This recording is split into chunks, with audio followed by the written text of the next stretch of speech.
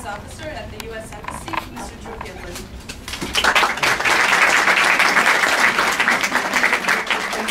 Dobar dan svima, dobrodošli, američki puta.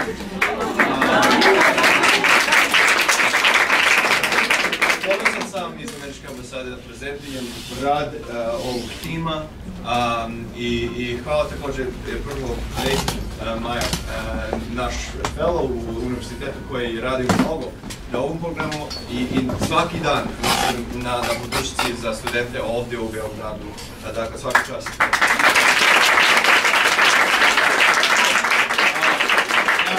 She's talking in English. I think I'm allowed to talk in English. But I'm really, it's a pleasure to be here. Just so everybody understands the connection. From the embassy side, we are passionate about a number of things, including English development, professional development, particularly for young people, the next generation in Serbia, and partnering with education institutions that help Serbia accomplish your goals and help us partner with you on shared goals that we have for the region, which is one of the reasons that Nathan is here through our Fulbright Fellowship Program, and to help with specific skills that students need.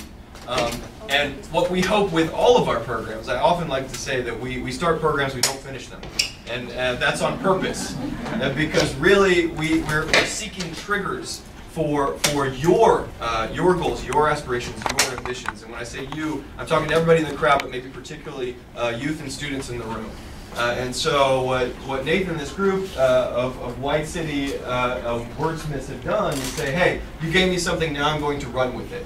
And in this case, they ran all the way across the border to Kosovo and teamed up with some people down there to have a wonderful experience, to share techniques, to really master this skill that I think you have a passion for from what I've seen in the art of it all. But the other element to this stuff is that this is key for professional development careers down the line. Whether you want to be an artist or whether you want to be a business person, a lot of these presentation skills, the use of language to make an impact on people is incredibly important. I know that in my job, and I know the professors here know it from their jobs. So I really couldn't be more happy to see this result from the program, and to see that I'm not to blame for it, and that there's a lot of wonderful people out here who have done amazing things. So if I can get you a round of applause also.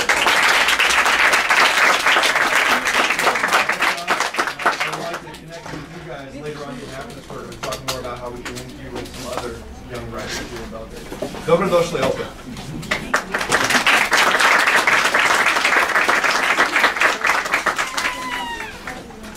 Ladies and gentlemen, our next speaker is the Vice Head of the English Department at the Faculty of Philology, Professor Ivana Trbojević.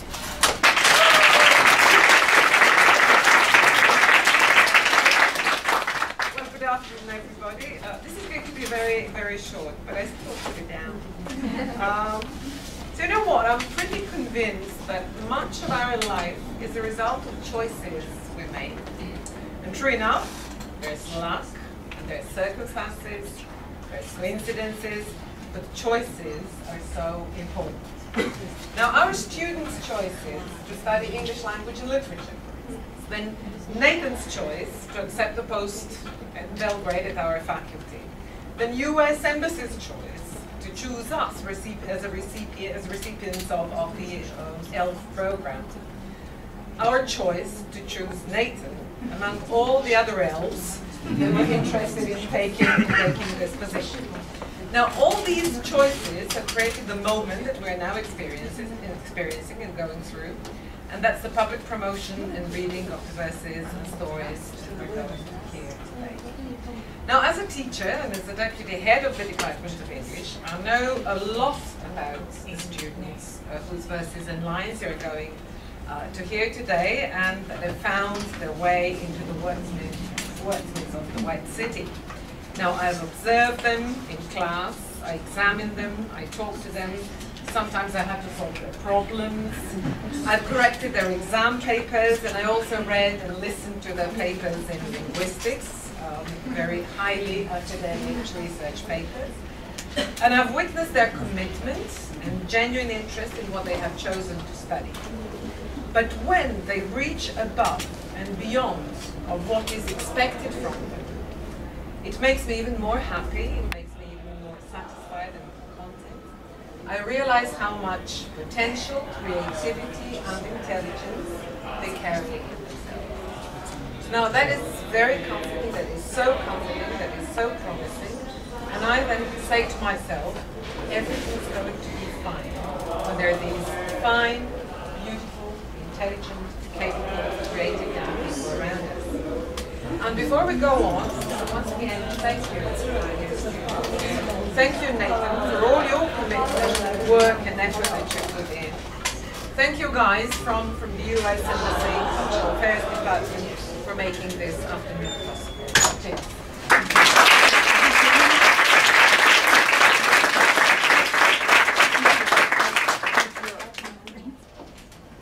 I'd now like to ask our American Literature professor, Mrs. Radka Vukcevic, to come and speak to us about the book.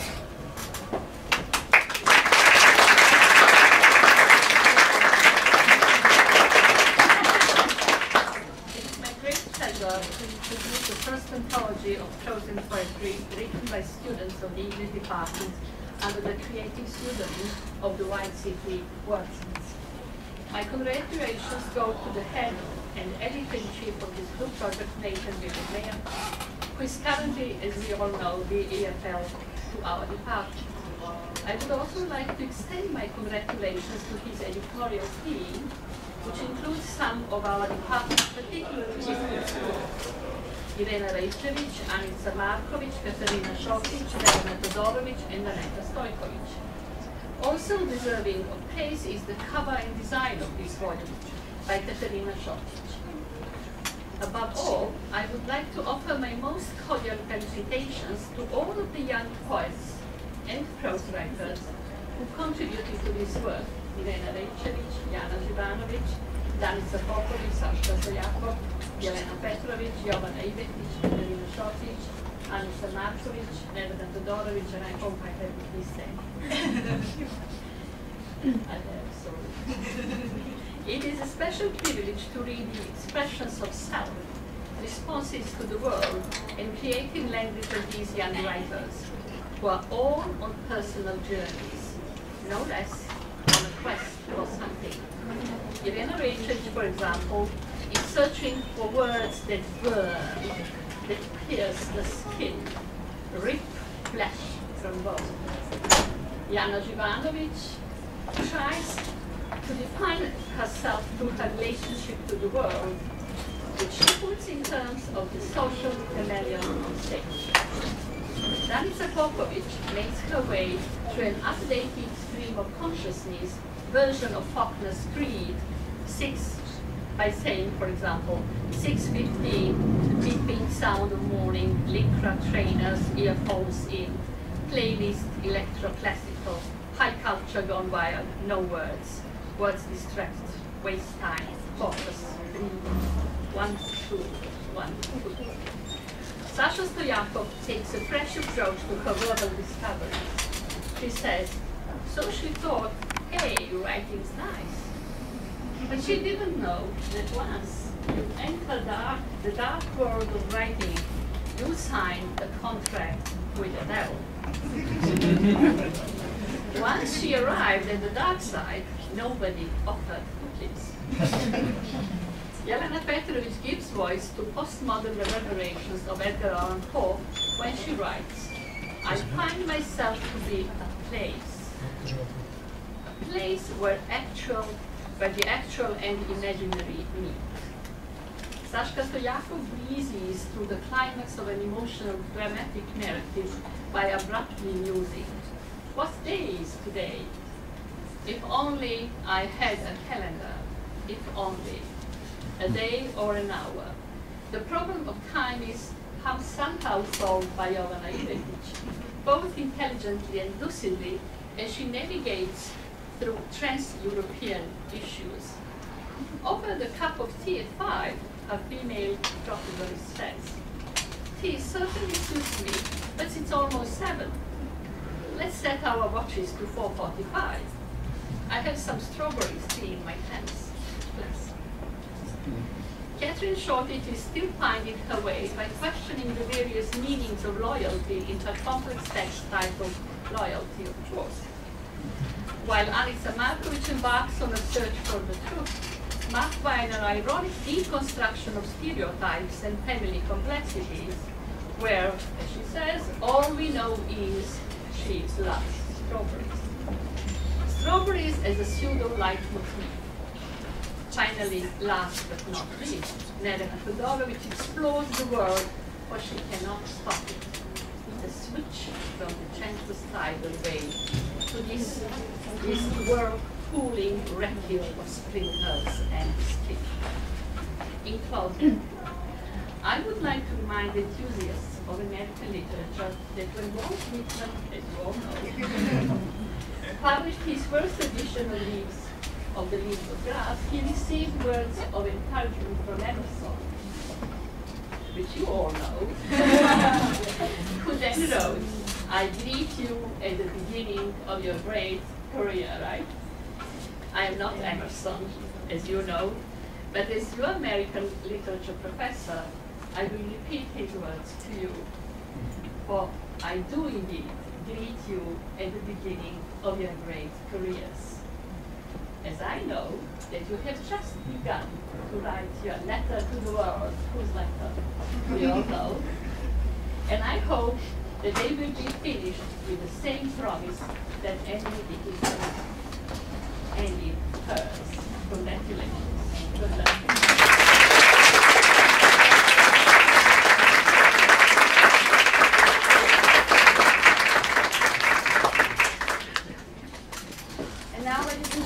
The man who started the project, our English fellow, Nathan William Meyer.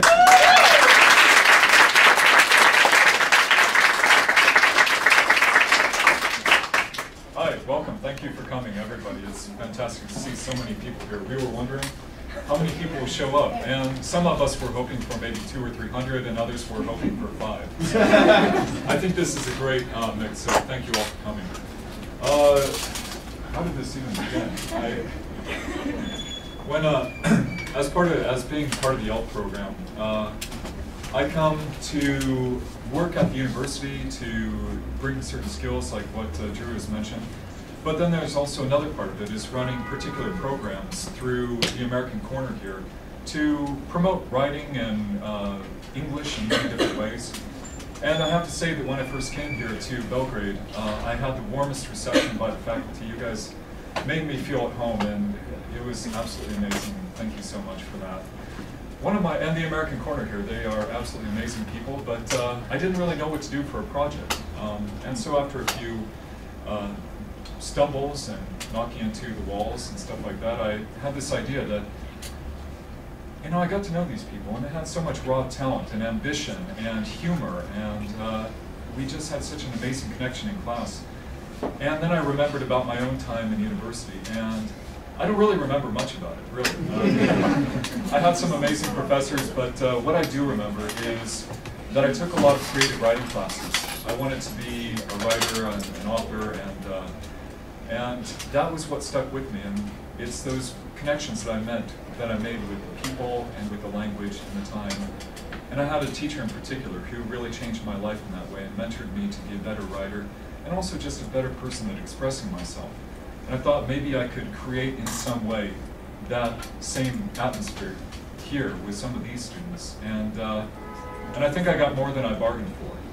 They have impressed me at every step of the way. We have been meeting here at the American Corner after hours. It's been a bit like Fight Club. You don't talk about Fight Club, but we had a great time in our own little band of siblings back there.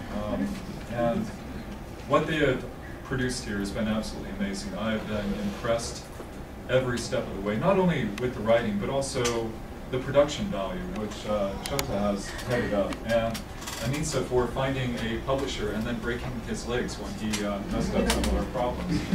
And our media guru, and every person up here has taken a particular part in this project to make it all happen.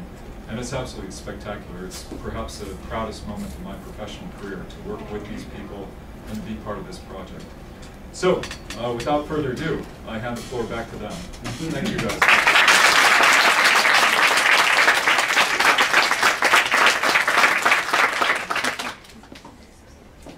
We now move on to the reading of excerpts from the anthology. the sum of her experiences, an exceptional poet and an occasional prose writer, who has a sharp mind and tongue.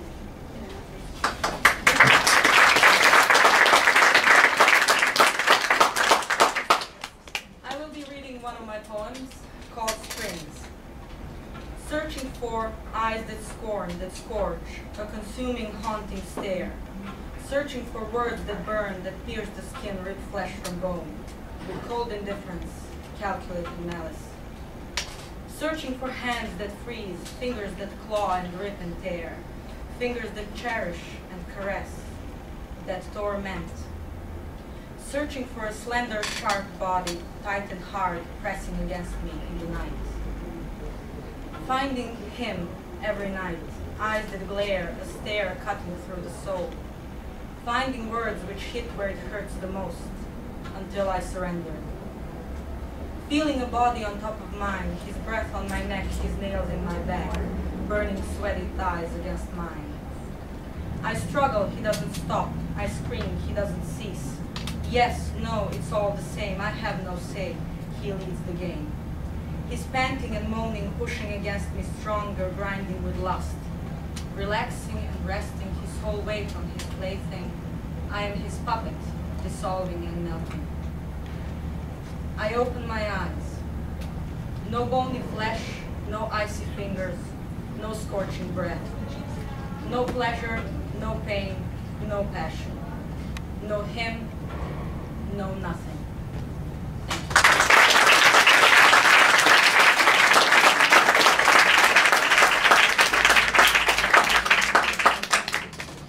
Our next author is an aspiring teacher and writer who has so much to tell the world. Ladies and gentlemen, Jana Živanović.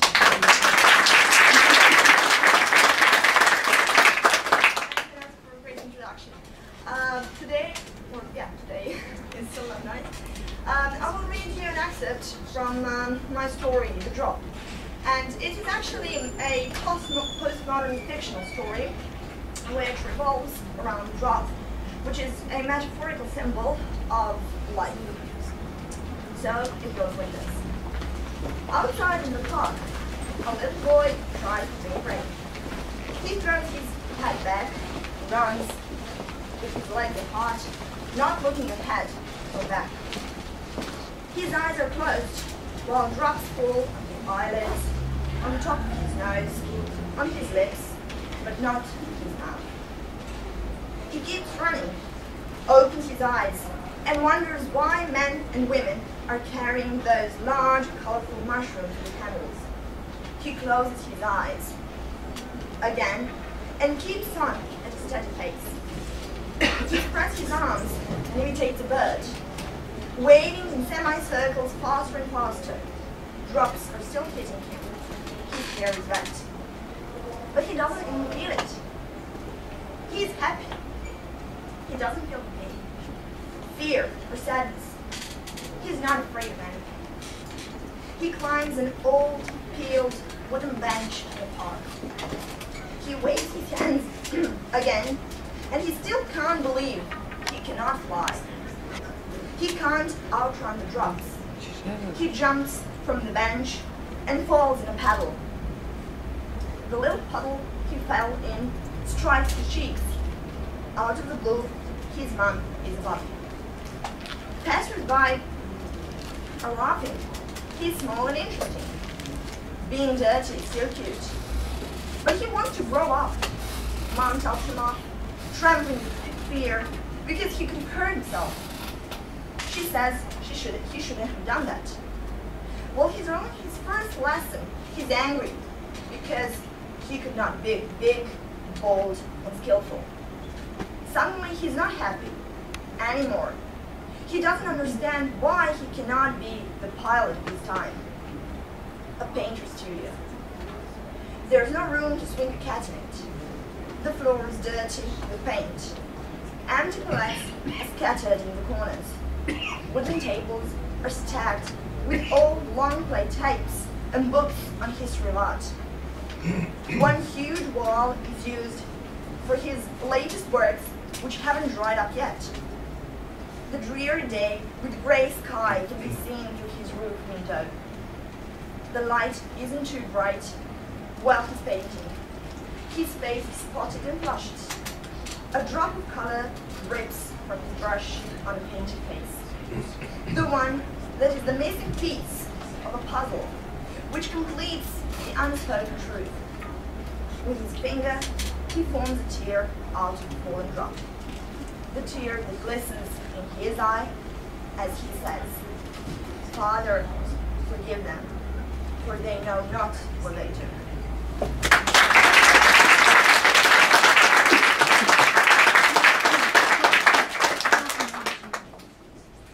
You will now hear Danica Popović read an excerpt from her short story. She is the only white city wordsmith who studied creative writing in London, and she would love to have her works published.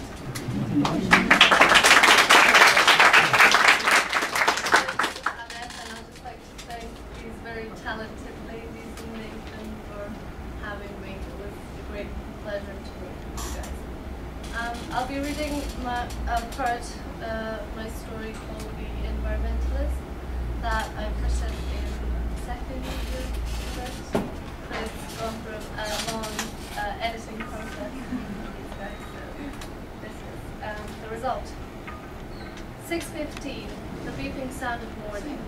Lycra, trainers, earphones in, playlist, electroclassical, high culture gone wired, exciting and out there, bold, almost new, cut the crap, good taste keeps the pulse steady, no words distract, waste time, focus, breathe, 1, 2, 1, 2. 7:30, shower, shampoo, conditioner, organic soap, 100% neutral, deodorant, 72 hours protection. In the 21st century we don't sweat. Cold kitchen, cold feet, catechist, green glass, blue glass, plastic, organic, batteries, paper, cans, last night recycled. If only time could be recycled too. Granola, low-fat yogurt, green tea, a moment of peace to savor. Don't rush your breakfast, it's the most important meal of the day. Trains smell, people smell. How come they all look so filthy all the time? Women with greasy hair tied back, men who don't change their shirts often enough. The inability to connect isn't alienation, it's disgust. The woman opposite is fat with bad skin, gobbling up a massive chocolate pastry. Well, that won't help her, the fat cow. She crosses her tree-trunk legs as she draws a short, fat finger over at her iPad. Jesus, who hires people like this? Images everything. Newspaper left on the seat beside. Careless, that's recyclable paper. Another war. Iraq, Iran, who can keep track anymore? Their women walk around in tents. Maybe this country would be better off if they stayed in their Afghanistans for a change.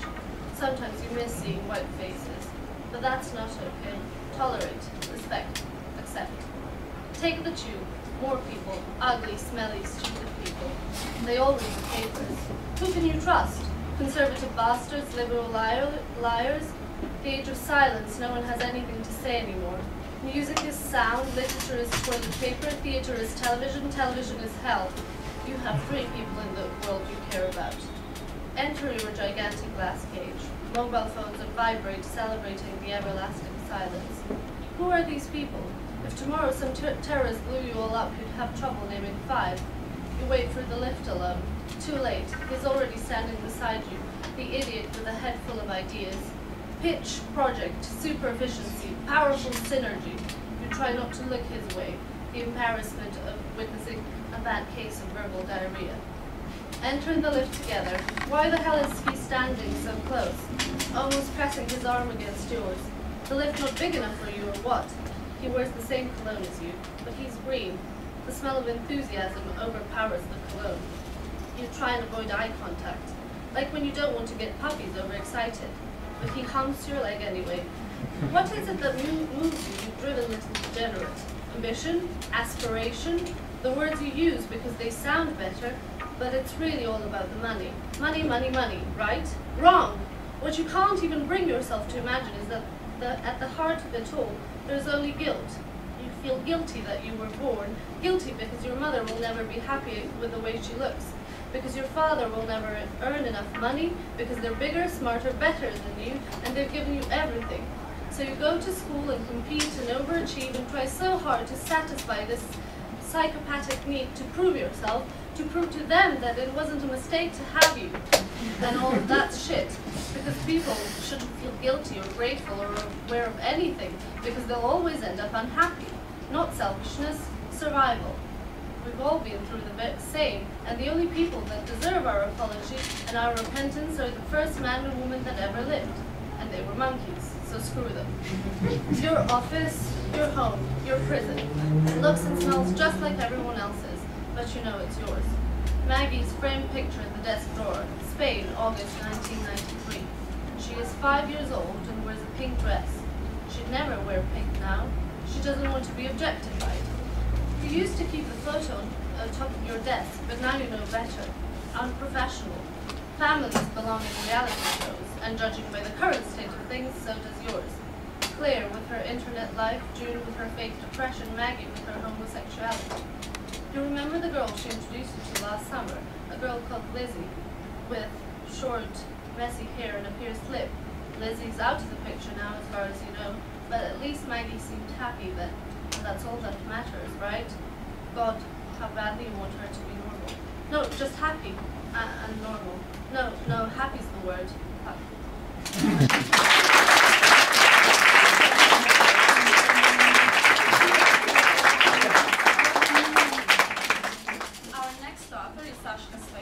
Who is also a translator and a writer at Boo Magazine and a volunteer at the Association of Students with Disabilities.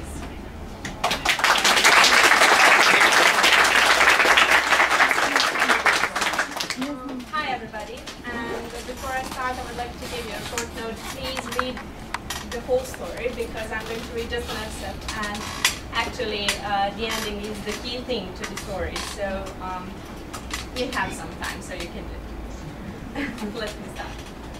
She deserved it. She shouldn't have done that. She allowed him to fool her, like any other stupid young girl would. He just didn't care. He wasn't handsome or attractive, but he was rich and powerful. I guess that was more than enough. But her, out of all women, out of all possible choices, I had to do it. You wouldn't understand it. It was this palpable tension rising in my stomach, the strong spasm of muscles every time I saw her grinding at his corny jokes. How beautiful she was. She could have had anybody she wanted. I will never understand what she saw in him. I guess it was his gold masterthought. I don't think he could offer her anything else. And the thing that she would never find out is that he chose me first. And that he invited me to dinner, but I foresaw what a type of a man he was. So I simply said no. Okay, maybe I lied a bit. I said I had a headache or something like that. But when I saw the two of them kissing in front of our house, a small windowless room, a girl is sitting in a chair with her hands folded on her lap. She is staring at a white wall, motionless, almost as if she wasn't breathing. The door opens. You could give me a glass of water, you know. I've been waiting for some time in here. I'm thirsty, she says calmly. The man places a yellow file on the desk and leaves the room. He returns with a glass of water. Thank you, she says, after drinking almost a half of it in one gulp. The man opens the file, then he presses the button on a pocket-sized recorder. Check 1, 2, today is the 5th of May. Now, the case file number 236, an interview with Sarah White. Miss White, where were you on the night in question? I was in my office. What were you doing? I was working with my colleague on a report that we were supposed to hand in the following day. You see, I work as a personal assistant in the law firm, Miller & Sons. And the most important meeting of the board of directors is held every Friday of the month, when they check the work reports from the previous month. What's the name of that colleague? Her name is Hannah Davis. And her job? She worked as my opposite number. We were both personal assistants for 6 months on a trial basis. We were supposed to hear the decision that Friday. What was this decision about? Well, which one of us was going to get the job? Can you describe your relationship with Miss Davis? Yeah, well, you see, we'd usually work extra hours together, especially when preparing reports and meetings. She was all nice, naive, and beautiful, but I tell you, she was no angel. She was buttering me up whenever we talked. Once, we were given 2 tasks: to pick up the boss's suit from the dry cleaning and to pick him lunch. So, she made her angel face, saying that she couldn't do it because, well, she had a stomachache, and if I would be so kind to do both. What she didn't mention was that he didn't like his lunch cold. Anyway, I returned to the office all sweaty and smelly from running, when I found out that she had served him coffee in the meeting with the client. She was all glowing and happy. He praised her perfectly made coffee. Duh, the coffee machine made it, idiot. And what did I get? He yelled at me because his steak was too cold and sour cream ended up on his shirt. Have you ever had an argument with Miss Davis? No, but I hated her. I despised how she smiled whenever the boss entered the office, and how she thought that she could get everything she wanted because of her perfect face and perfect body. I heard it, you know.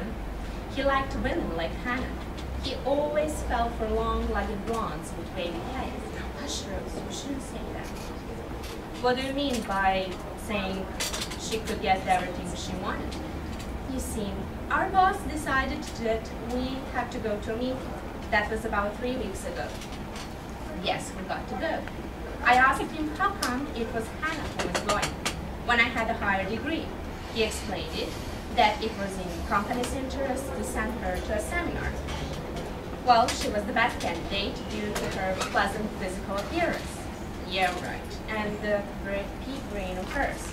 Hush, Rose, you shouldn't say it like that.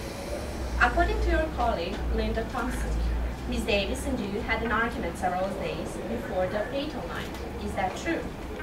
I knew I should have done that nose picker in. Well, we did have some disagreement. Miss Thompson claims that she heard you saying to Miss Davis, and I quote, "You slut, you just couldn't keep your legs crossed, could you? Is that true?" Sure, I did tell her that. Unfortunately, it is. What happened on the night in question? We were in our office preparing materials and reports, as I have already mentioned, and we were still angry, and we did talk, but only a little. She was so annoying, basking in the compliments she had got from the boss at it. I was really pissed off. So what if he called her his best employee as far as he could recall? We started fighting over the stapler, but the underlying cause was actually our previous conflict. Anyway, I managed to get the stapler, but in that struggle, I may have completely, accidentally, and unwillingly hit her with it. The first time was an accident, but the 5th time, hush, Rose. How many times did you hit her? 5, only once. Was there anybody else in the office? The guard was there, but he was checking out the offices on the 1st floor. He was sleeping. What happened after you hit her? I tried to call the ambulance and the police, and then I tried to see if she was still alive. But I was so petrified because of what had happened, I couldn't decide whether or not she was still breathing. I rushed to the bathroom and washed my hands in stapler. Then I hurried to the office and took my bag. I clocked out with my card, and I didn't want to wake up the guard. And I rushed to my car and drove home. I took a bath and went to bed, but I couldn't sleep. The man got up. He closed the file, and just as he was reaching for the machine to press the stop button, the door opened. 2 men, dressed in white, came in. One of them was carrying a syringe. The other one was approaching me with a jacket. The next thing I know, my hands are tied, and I couldn't make a move. I couldn't run away. I couldn't reach the door. It must be sunny today. I would really like to go for a walk and smell some white roses. They're the most beautiful flowers. What day is it today? If only I had a calculator. Thank you.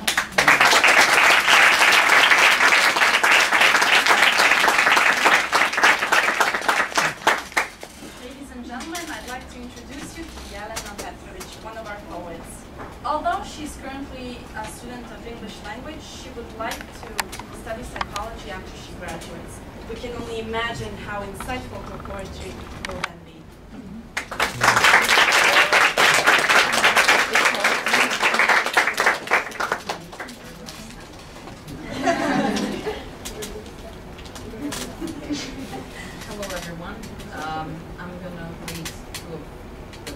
are in the book.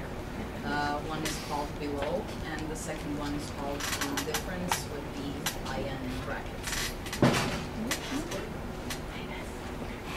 It's how it kills me from below, overwhelms me here below, and is somewhere far below, where beds of fire burn below. Below where I can think and cry, below in every dream I die, below I give the chance to go, below is the abyss of mine. This is the place below your feet where your eyelids turn to stone. Untie the rope around your soul with cold-blooded free will. You go there alone.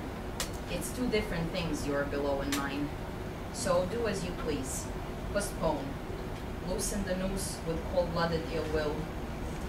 You go there alone, below. That's the first one, and the second one goes. Do you know what pain looks like? You claim you do. Who are you trying to examine? I do know what pain looks like, but I'm still here. This pain, it's acute.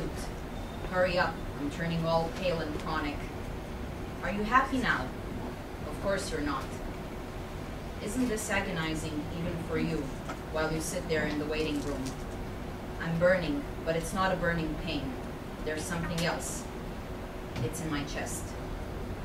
The patient is a 22-year-old female admitted to the hospital for dehydration, weakness, and sharp chest pain. You sit there drinking your coffee and wishing you could light one up, but this is a hospital. You sit there, anxiety riding your back like an experienced cowboy, and you care. You do, but not about the same things. You examine different things. You don't care about getting rid of excruciating pain. Don't be afraid to tear my heart apart.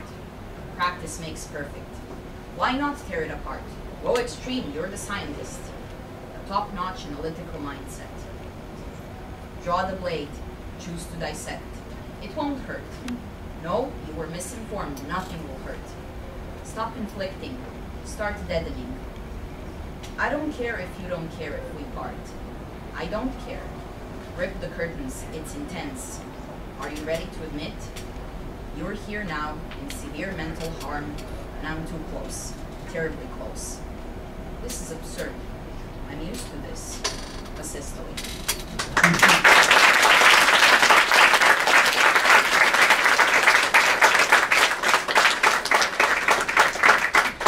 Ladies and gentlemen, our next author is Jovana Ivetić. Apart from English, she loves many other foreign languages, and she wants to learn as many as she can by traveling the world. She also supports empowering women, which can be seen in her works.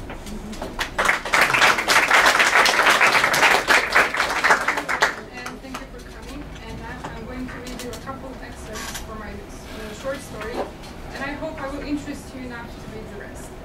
So the story is called Trans-European.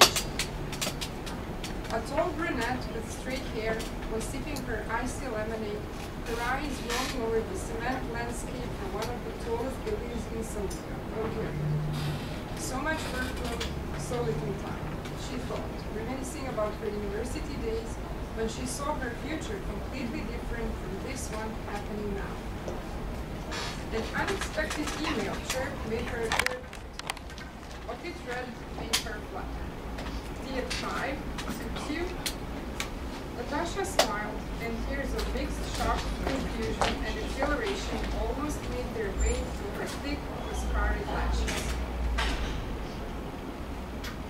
On the very first evening upon her arrival, Natasha was sitting in a spacious classroom with two other girls her age from South Africa.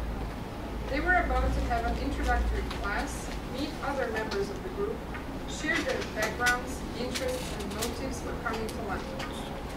After a while, a laughing group of 6 girls and 3 boys stormed into the classroom. They were from Scandinavia and Africa. What a mixture of nationalities, thought Natasha, after all of them had introduced themselves. She was the only one from the Balkans, and therefore very interesting to the others who had all cunning hairs. On the 7th day of the course, they were telling their teacher what castles they had seen the previous day when suddenly the school secretary, a middle-aged woman with a tidy bun of ginger hair, entered the classroom. The German boy is here, she whispered in a business-like tone. He's just arrived from Stuttgart. He still wants to attend the lecture. Girls' after-class tea-sipping session was not focused on the new boy. That confused Natasha to no end.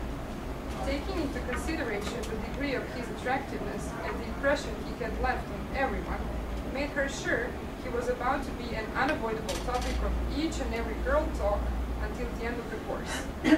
Only after Natasha had pointed out his physical advantages to the girls did they start thinking about him. In her office, in one of the tallest buildings in Sofia, with 5 more years of experience after London, she recalled that one evening out when she and the German boy played Need for Speed, listening to Belgrade on his iPhone in a dimly lit London gaming hall.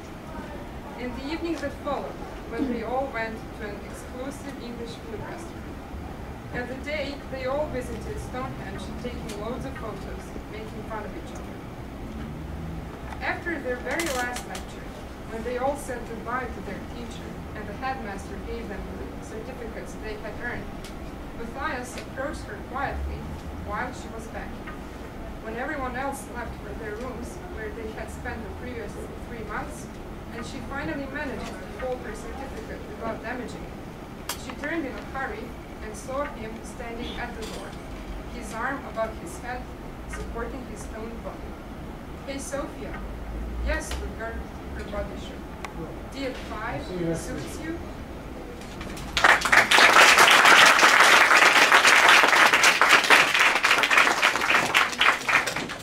Ladies and gentlemen, you will now hear an excerpt from Katarina Schott's story. She is a girl in a city, in a country, in the world.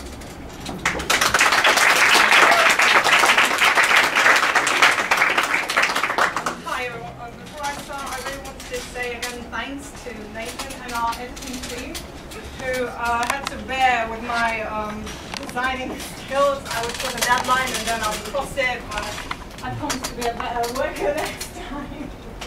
So the part that I'm going to read is from my short story Loyalty, and it is basically about a girl who suffers through life. I hope some who maybe have gone through something horrible might find closure with it, but otherwise I hope you at least enjoy it a little bit. Sometime in my 3rd decade of living, I find myself roaming the city, lost half of the time, and in hopes of reaching places I have never seen before. Because with the familiar cafes and restaurants and clubs on every corner, the city feels much smaller than it ever did. There are only boring plays and old theatres I used to visit when they had plush red carpets and trumpets. I watch only short films in glass cinemas. I think of bookshops that have stopped selling new works many years ago already, but there are no more people who write or publish. I cannot remember the last time I got a book for Christmas. When I accidentally stumble upon a small coffee shop at the foot of a mossy hill, it seems like I will find some form or semblance of peace, or at least a reprieve within the cramped walls, leave behind the stench that feels like it is following me. The stools are tiny and the armchairs have big, colorful cushions.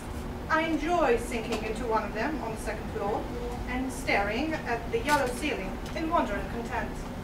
I presume it makes me feel warm, as yellow color is usually supposed to, according to some rule, but it's just bright and kind of offensive, too cheerful, I think. Still, the light washes over me when I drink their sugary lemonade in the summer heat, and the hot chocolate is creamy and wonderful for when I have a regular sore throat during the winter.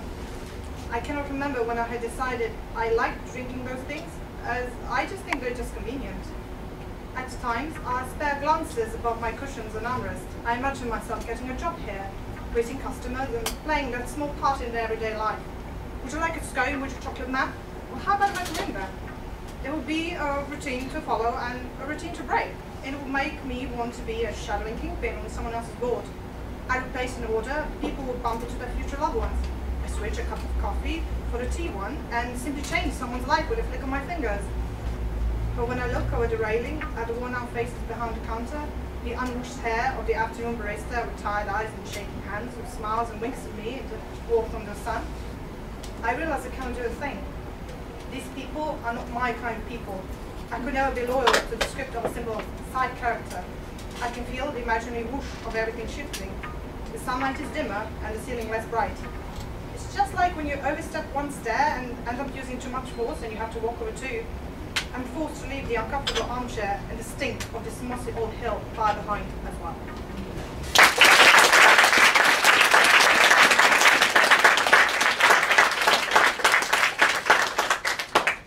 Our next author is the girl with beautiful hair. An excellent speaker and writer, Anica Markovic.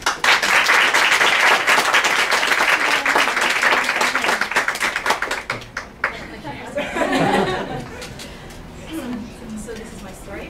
I thought we'll get to relax or something. It was a difficult decision, I said. It wasn't really. It was actually quite easy, but I didn't dream of saying that. It was a horrific turn of events for them in groups like this.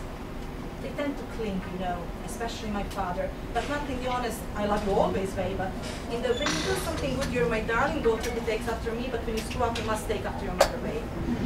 In the 22 years of my life, I have learned how to deal with it. It's all about timing and knowing not to push his buttons too hard. And so I chose a perfect moment just after his nap where he was still too sleepy to overreact and yell, and yet awake enough to remember what went on. And even with all these precautions, as you can imagine, he hit the roof. Honestly, he looked at me as if I had lost my mind and told him something like, my new best friend is a black hairy spider I call Bob, who lives in a box under my bed, and not the simple Petra and I are moving to Belgrade to live together. You know, the small town in Serbia in which I was born is like a different universe.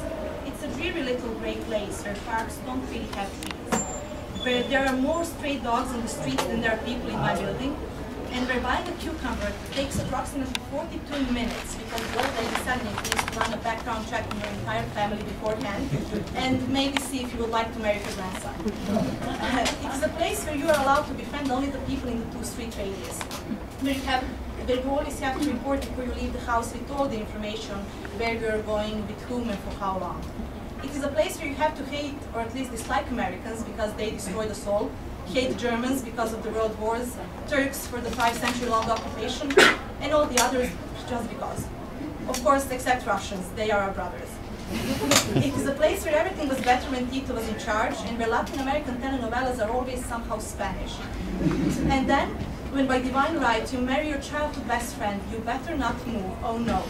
Because then your kids and your kids' kids will not go to the same school, and you will not borrow sugar and eggs from the same neighbors until the day you die.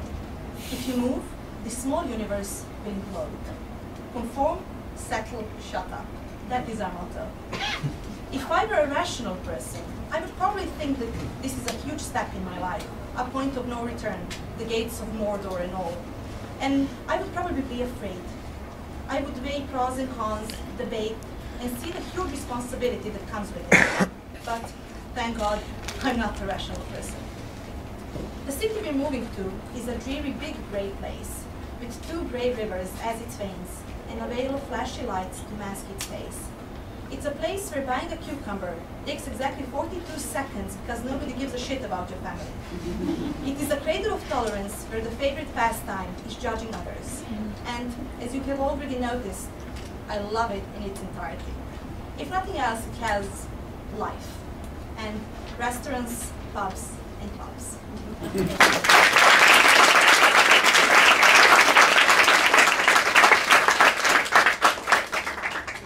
And last but definitely not least, our stunning poet and teammate who dislikes the spotlight, Levina Todorovic.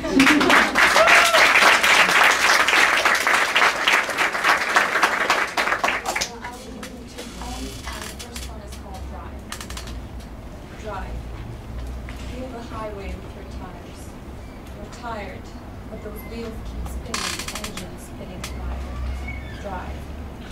No matter the doubts or the whys, though the miles crumble away, leave nothing but dust in your wake. Drive. Roaming the roads in the sweltering heat, not your demons out in the passenger seat. Just drive, steer on, uncharted, free. The next poem is called The Switch. I can't stop it, the switch. From the gentlest tidal wave to this, this world-proving wreckage of pictures and skin. I peel it off, but it keeps pulling me under until I'm reduced to a mere molecule, lost in bonds, unstable, reactive, colliding with thoughts.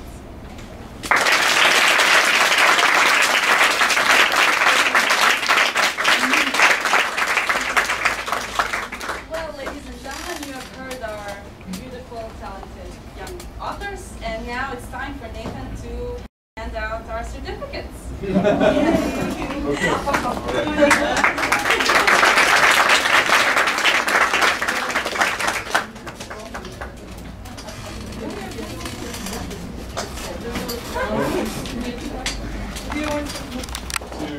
first of all, our mistress of ceremony.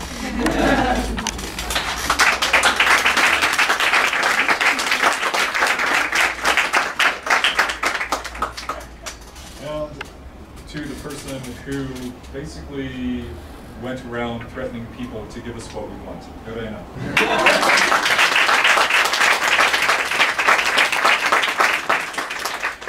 And to Jana, who not only did a fantastic job here tonight and with the project, but she also was a presenter at the Ketnet conference in Pristina, and we were all just absolutely amazed by what she did.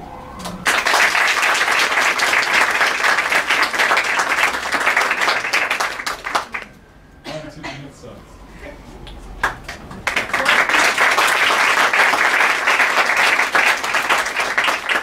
And I should mention the next person is responsible for the food this evening. So yeah, we have a big debt to her.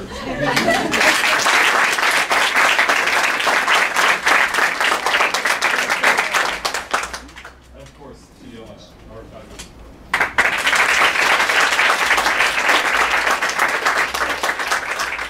And we have Giovanna as well.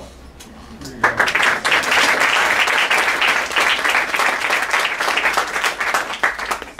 Of course, our graphic design artist, the person who put everything together. I don't even, she never sleeps.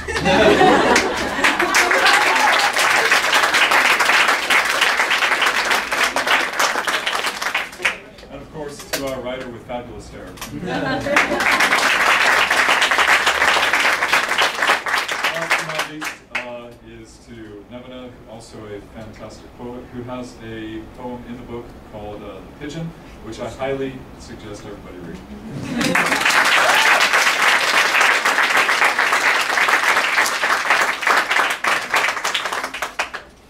Okay. All right.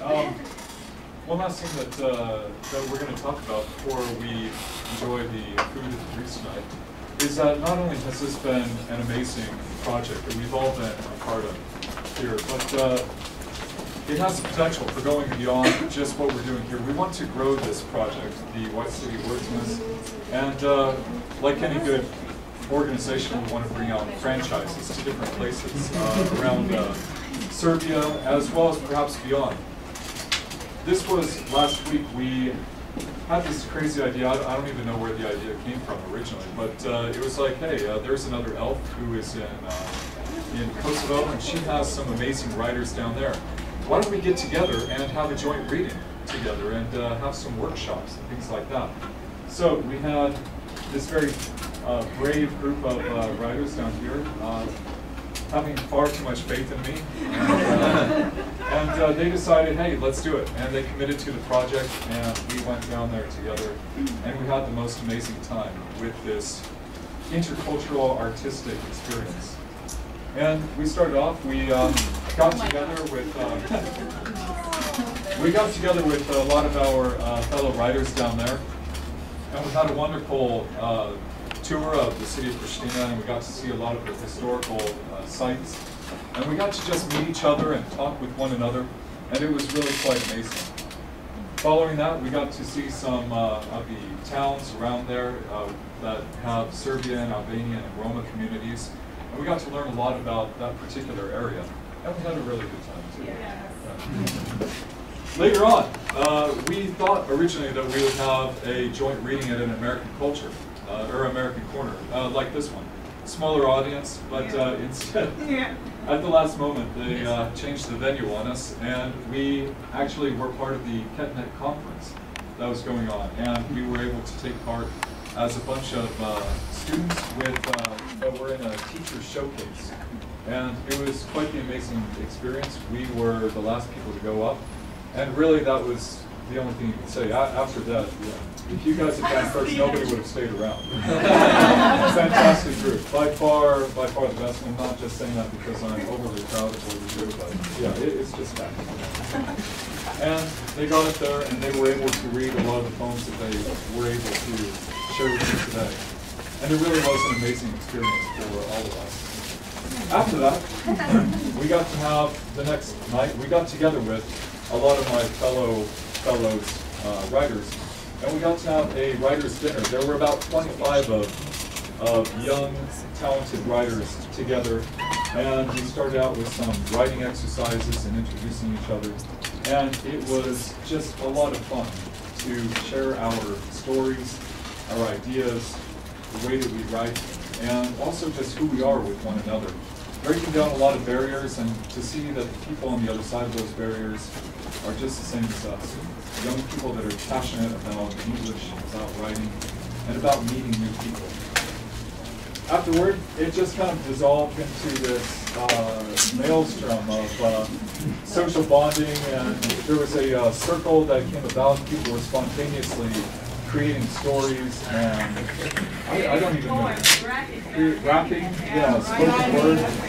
It was absolutely amazing. I and my colleagues were just standing off to the side, like, what happened here? This is absolutely amazing. And at the end, there were friendships that were formed. People are getting together on social media. We are already thinking about what's going on for next year.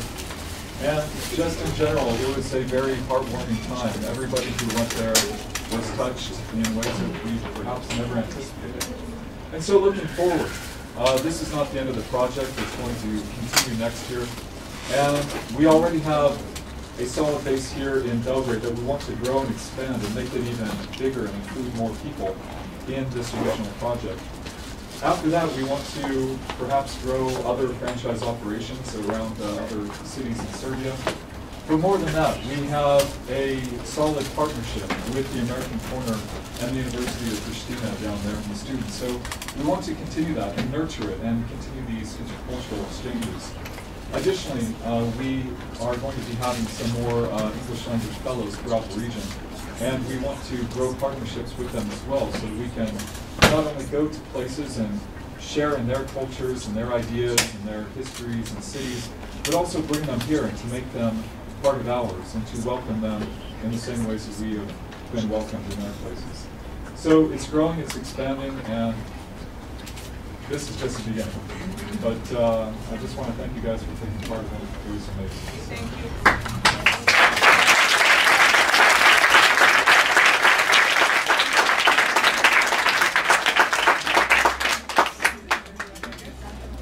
Well, since they talked about Pristina and their experiences, I think it's safe to say that you can help yourself.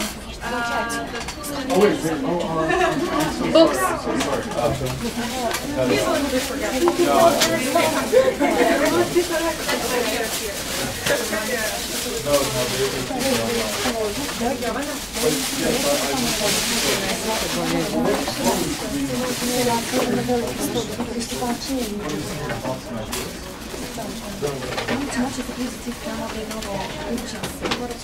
Well, you know, when we were preparing for this thing, we had a sort of chat group, that was the place of our workshop.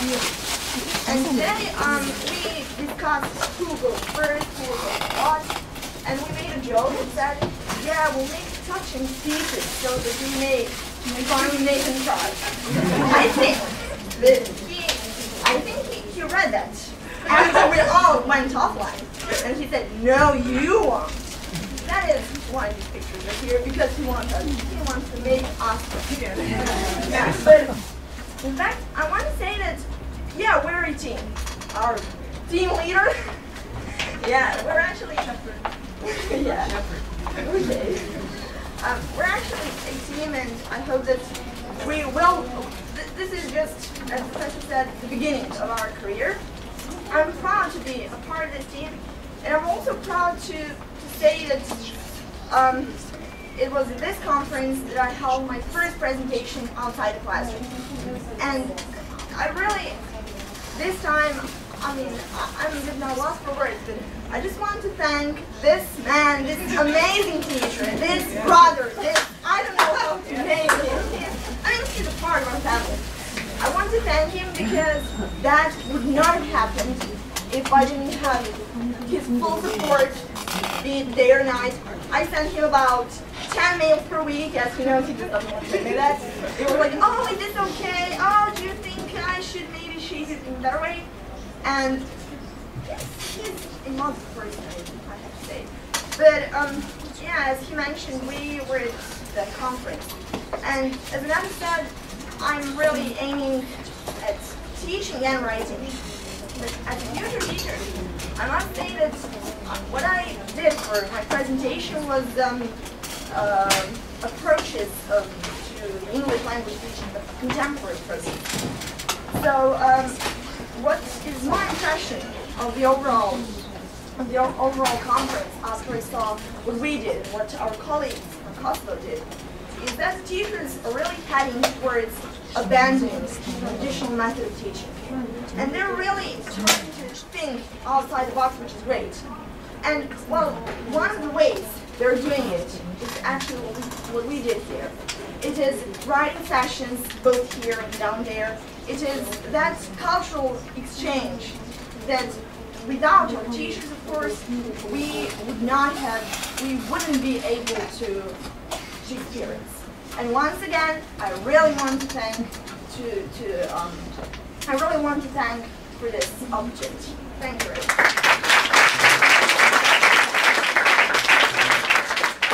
Well, just regarding the question of circle, I want to say Nathan already mentioned we shared so much. We focused on what we had in common, which was actually unsurprisingly much more than the things that were different between us.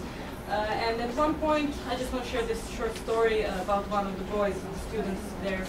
At one point, I felt comfortable enough to tell him that there was some fear and doubt. Should we go? What will happen? Will we run into some problems because of Kosovo and issues?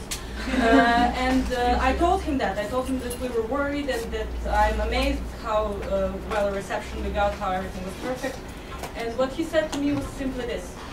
Well, I don't know, we are young, we're a younger generation, we didn't experience those things, let the past be past. That's basically all he said, and for me, that's perfect.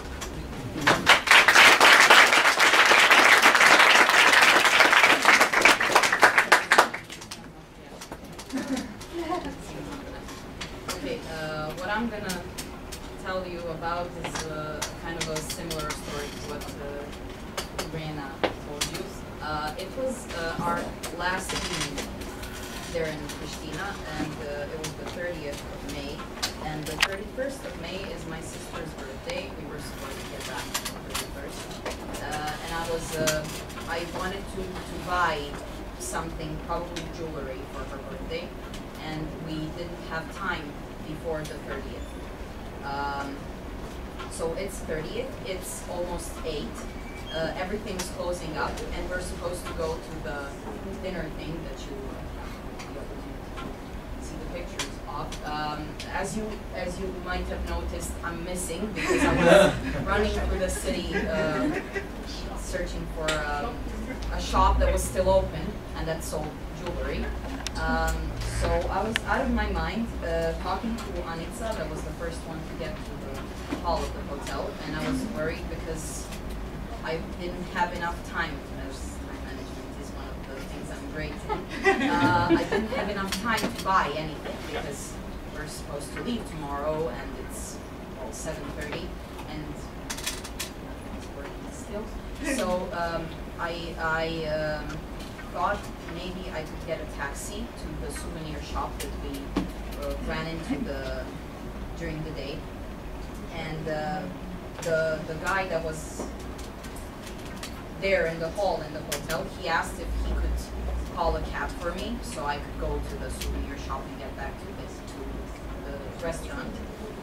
And I was really worried for the idea of me going there alone to the place I only saw once, the part of the city where the souvenir shop was. And the guy called a cab and started explaining to him in fluent Albanian to where I'm supposed to go. And I was really out of my mind.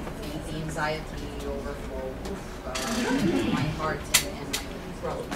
And well, you know, as taxi sessions often go, the guy started talking, started a small talk. And one of the questions, he popped the question, where are you from? Too zoned out and too out of my mind to come up with a good lie that would help me avoid the whole deal with Serbia and the Kosovo issue, yes. I just blurted out Serbia, Belgrade, Serbia. The guy just went on talking about the city, asked why we were there, how come it happened.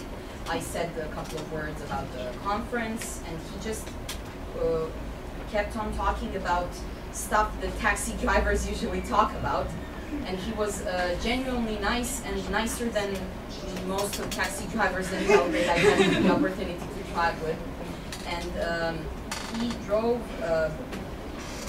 really slow so that I could find a shop that was still open, because the one that I was going to closed before we got there.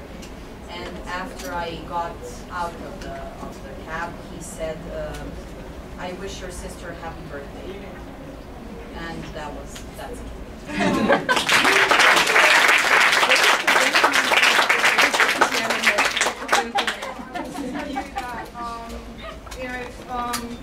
Going to Pristina actually has a bit of a different feeling for me because my family is from Pit, and we were exiled from there, as you can our house was burnt down.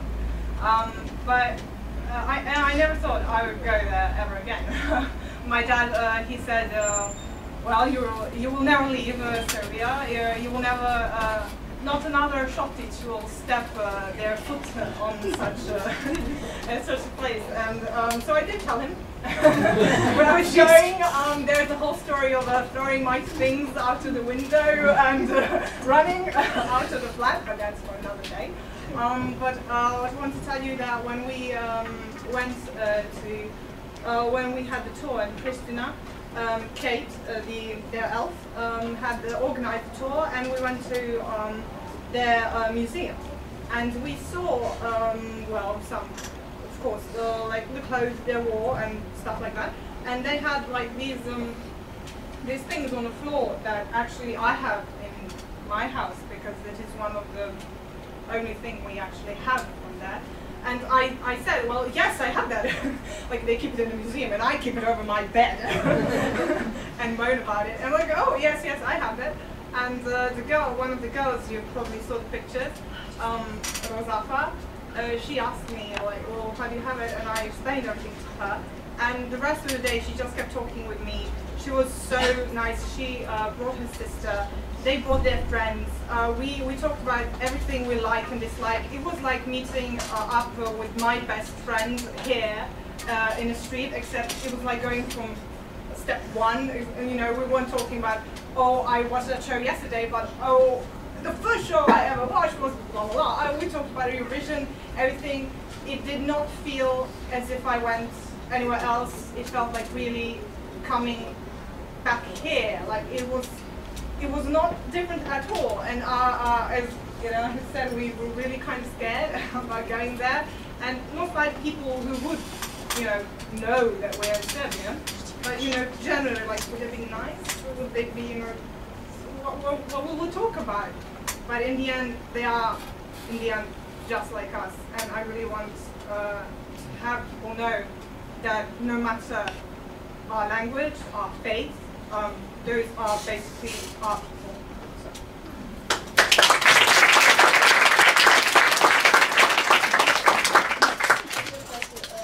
I'm really emotional, so before we start crying, I'm the crier of the group, as you noticed, so we were down there. And I would like to say that this trip only, not only made us realize how things are not different.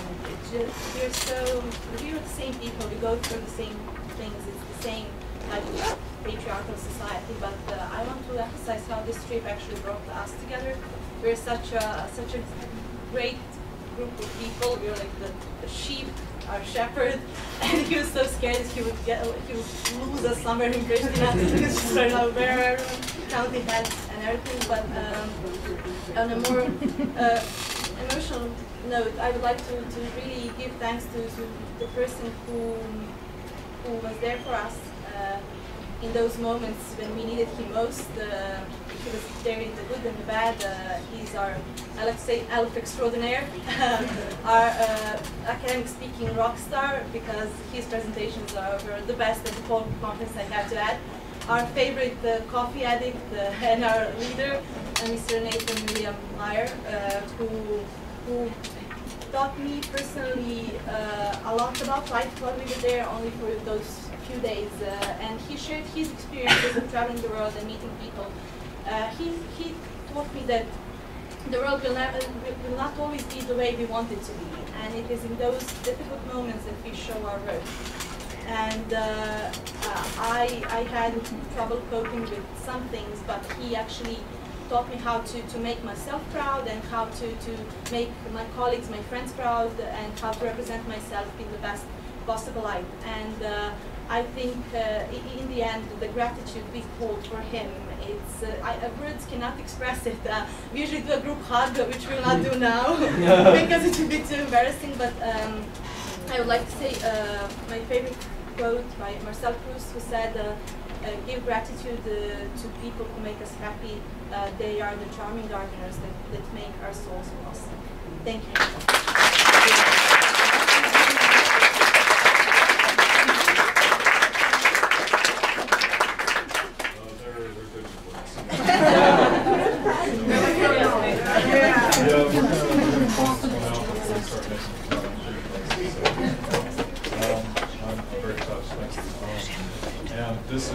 It's just the beginning. We want to grow this. We want to keep these exchanges happening and build on our success. So that's all I have to say.